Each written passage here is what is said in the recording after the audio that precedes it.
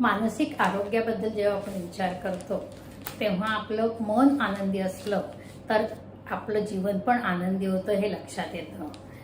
मानसशास्त्रात काम करणारे मानसशास्त्र तज्ज्ञ डॉक्टर नंदू मुलमुले यांचा एक लेख महाराष्ट्र टाइम्समध्ये ऑगस्ट महिन्यात वाचण्यात आला.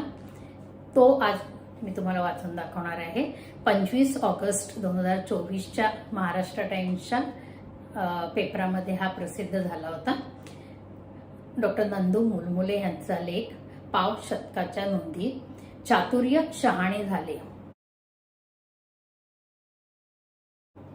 ज्ञान पुस्तकातून बाहेर पडले तर शहाणे होते, एथ चातुर्य शहाणे झाले, प्रमेय रुचीस आले असं ज्ञानेश्वर म्हणतात. हेच खरं. विद्यार्थी दशेत मिळतं ती माहिती, प्रौढत्वी प्राप्त होतं ते ज्ञान, मात्र खरे शिक्षण सुरू होतं अनुभवांती. सारा खेळ ज्ञचा, आधी अज्ञ नंतर बह्युंशी तज्ञ, फार थोडे प्रज्ञ, मात्र ज्ञानाला माणुसकीचा स्पर्श झाल्यावर होतो तो सुज्ञ. माणुसकी म्हणजे तरी काय हो? एखाद्याची वेदना समजून घेणं. वेदना हे जीवनाचे अपरिहार्य सत्य. त्या वेदनेची संवेदना होण्यासाठी वैद्यक शास्त्राइतके पूरक शास्त्र दुसरं नाही.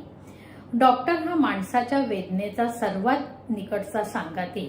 त्यातही तज्ज्ञासमोर शरीर उघडे करणं सोपं, पण मन मोकळं करणं हे कठीण. शरीरावर फक्त वस्त्रांचे आवरण असतं, मनावर मात्र गैरसमजुती, अज्ञान, लज्जा आणि आत्मस्वीकाराच्या अभावाची पुटी चढलेली असतात.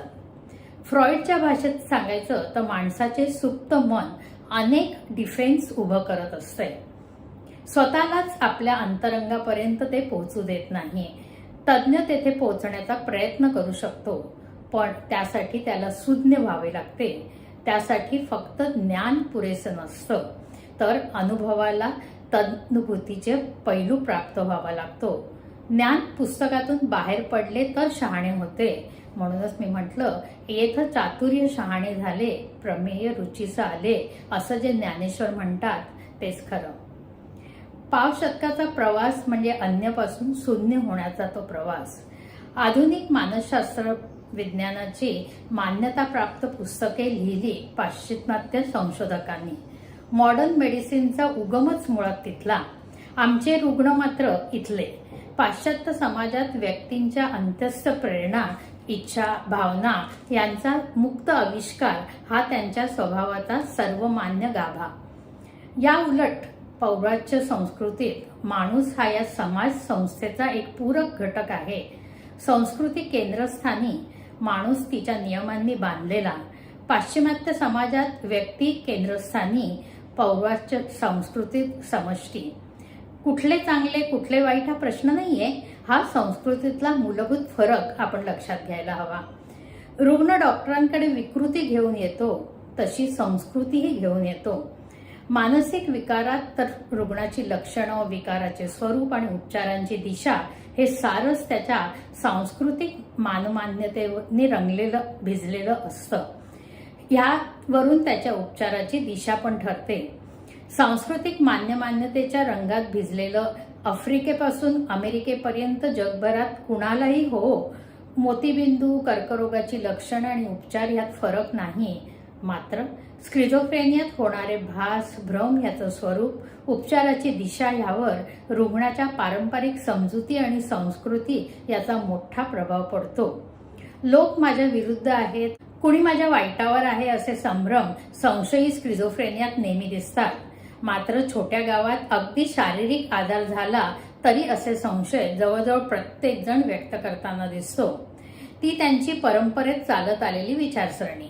याचा स्क्रिझोफ्रेनियाशी संबंध जोडावा की जोडू नये हे ठरवणं, उपचारातही अशा समजुतीचा उपयोग रुग्णाच्या भल्यासाठी करता येणं ही सुज्ञता. दरवेळी ती डॉक्टरच ठरवतो असं नाही, रुग्णाचा हुशार नातेवाईकही ते दाखवू शकतो. माझ्याकडे एक माणूस आपल्या तरुण मुलीला स्क्रिझोफ्रेनियाच्या उपचारांसाठी घेऊन येईल.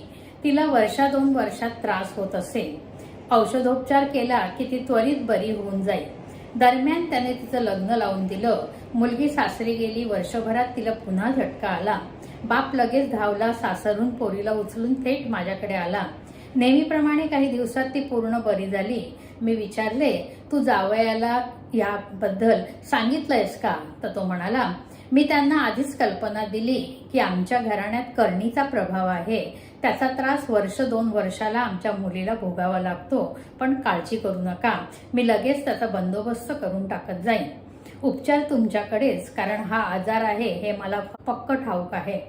मनोविकारांच्या वर्गीकरणाची अमेरिका स्थित सर्वोच्च संस्था आपल्या डायग्नोस्टिक अँड स्टॅटिस्टिकल मॅन्युअल या ताज्या 5व्या आवृत्तीत काय म्हणते?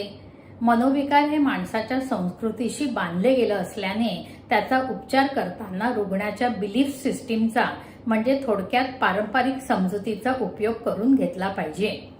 मेंदूतील लिम्बिक सिस्टीम हे भावनांचे केंद्र. मानसिक विकार हे मेंदूतील रसायनांच्या असमतोलामुळे होतात हे खरं, पण या न्यूरोट्रान्समीटर्सच्या भोवतालच्या घटनांचा आणि त्या घटना आपल्या मनात कसे तरंग निर्माण करतात याचा निश्चितच परिणाम होतो. समजुती अवैज्ञानिक असतील तर त्याच्या परिणामाचे एक विज्ञान आहे, त्या तथ्यहीन असतील पण त्याच्या मनात घडून जाणारा हा परिणाम मात्र तथ्यपूर्ण असतो, बरा किंवा वाईट दोन्हीही अर्थांनी. संपूर्ण वैज्ञानिक प्रयोगांनी सिद्ध केलेल्या औषधांना प्लासिबो इफेक्टच्या कसोटीतून जावे लागते. तर हे प्लासिबो इफेक्ट म्हणजे काय? वैद्यकशास्त्रात एखाद्या औषधाची उपयुक्तता सिद्ध करायची असली तर त्याचा प्रयोग करताना सहसा रुग्णाचे 2 किंवा 3 गट पाडले जातात. एका गटाला खरं औषध, एका गटाला कुठलेच औषध नाही आणि एका गटाला औषधाच्या जागी कुठलीही उपयुक्तता नसलेली निरुपद्रवी साखरेची गोळी देण्यात येते. अशा निरुपद्रवी औषधाला प्लासिबो असे म्हणतात. या प्लासिबोमुळे अनेक आजारात रुग्ण बरे होण्याचे प्रमाण 30 ते 50% एवढं दिसून येतं. खरं औषध प्लासिबोपेक्षा सांख्यिकदृष्ट्या जास्त प्रभावी असेल तरच ते उपयुक्ततेच्या कसोटी पार पडते असे समजले जाते. सहसा मानसिक आजारात प्लासिबो परिणाम जास्त दिसून येतात. असं असलं तरी माणसाला गाजणाऱ्या अतिरक्तदाबापासून कर्करोगापर्यंत सगळ्याच प्रकारच्या शारीरिक आजारात आपण औषधाने बरे होणार या कल्पनेने माणसांना कमी अधिक प्रमाणात बरे वाटू लागते, हे शास्त्रीय सत्य आहे. प्लासिबो इफेक्ट फक्त औषधापुरता मर्यादित नाही.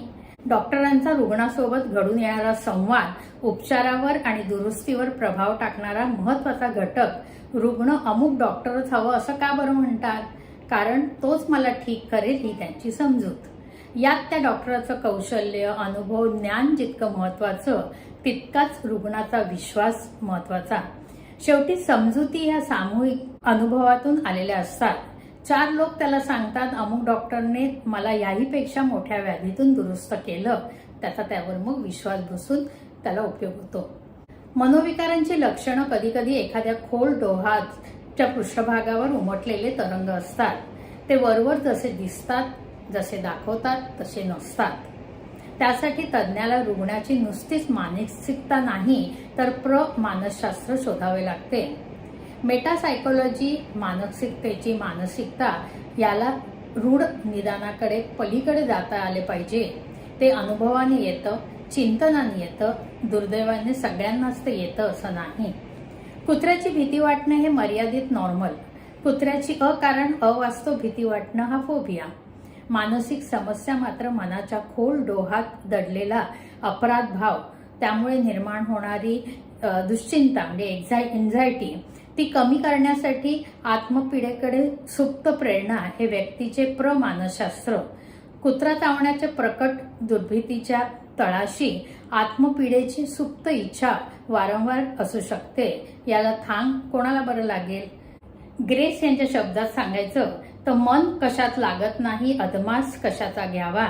अज्ञात झऱ्यावर रात्री मज ऐकू येतो पावा. पाव शतकाचा रियाज घडल्यावर अधूनमधून ऐकू येतो 8वा सूर. अज्ञात पाव्याचा आणि प्रमेय रुसीस येऊ लागते, असं डॉक्टर नंदू मुलमुले यांनी त्यांच्या लेखात म्हटलेलं आहे.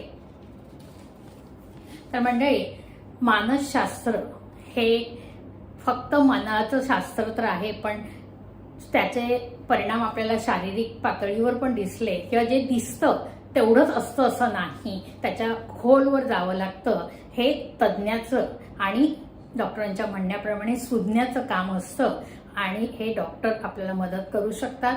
कुठल्याही प्रकारचा जर आपल्याला मानसिक आजार वाटला किंवा काही अशांतता वाटली तर जरूर अशा सुज्ञाकडून आपण मदत घ्यायला कचूया नको आणि आपले मानसिक आरोग्य आपण जपूया.